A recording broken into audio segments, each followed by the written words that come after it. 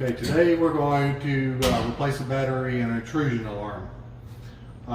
Here at this property, our intrusion alarm boxes, you have to locate them, but ours are in the laundry room.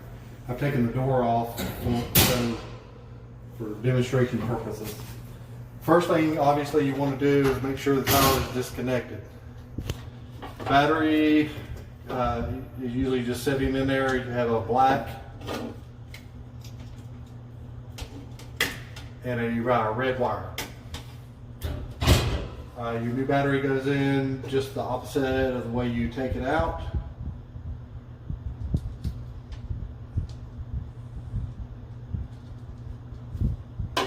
Set your battery back in and plug your intrusion alarm system back in. And that's it.